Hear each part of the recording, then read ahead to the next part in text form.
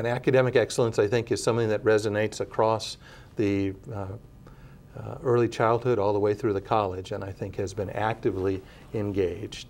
And one of the clear indicators is we now have on both campuses directors of teaching excellence.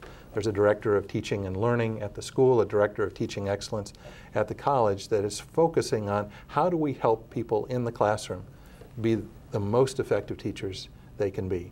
And how are we working together as a community, a professional learning community, this community of practice, to understand more about how to make that classroom experience the best we possibly can for our students.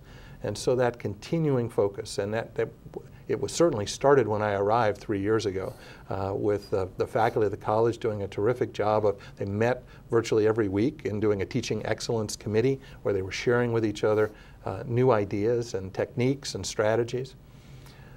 And at the school, same kind of thing as they're talking about, and again, before I arrived, talking about how do we help students achieve a particular level of understanding, and what is that core level of understanding, and how does that flow then throughout the curriculum.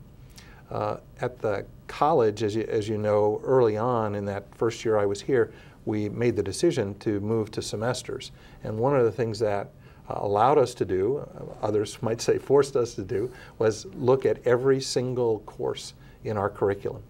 So if you're striving for academic excellence, given the opportunity to look literally at every single course in your curriculum, I think really allows you to focus on what are the outcomes we're expecting from each of those courses. How do those courses fit together? How do those courses sequence appropriately? And this superb faculty at the college just took that on, and over the last 2 years has done a magnificent job of looking at the coursework and how that fits together across the curriculum. The other thing they were doing at the same time was looking at the core, if you will, the general education. And it's really the first change in general education requirements in decades at Principia, and looking at how that really can influence the student's experience and how that works together to ensure that there's a liberal arts component to this, but it also hangs together in ways that allow students more flexibility, more opportunity, I think, to experience other courses. So that certainly happened at the college. At the school, the focus has been both on this understanding, this enhanced understanding, but also what the term of art educationally is differentiated instruction, which is how do we work in a classroom where students are operating at different speeds.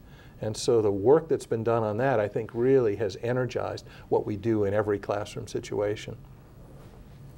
So that's really, from a curriculum standpoint, the kind of activity that I see going on in terms of academic excellence. We've also invested, certainly at the school, in a good deal of professional development and training. And I think that's helped us move forward in terms of not only having faculty on the same page, but also sharing their ideas more broadly. So going to conferences with other educators, as well as going as teams to learn more about some of these activities. And at the college, we've invested heavily in current faculty who want to continue their education or finish to their terminal degrees. So we've had a number of folks in these 3 years achieve their doctorates who had been working actively on them, some who have started and some who are in that process. So we are anticipating that by 2012 we'll have about 75% of the college faculty who will have their terminal degrees, which is, I think, the highest probably we've ever had at Principia.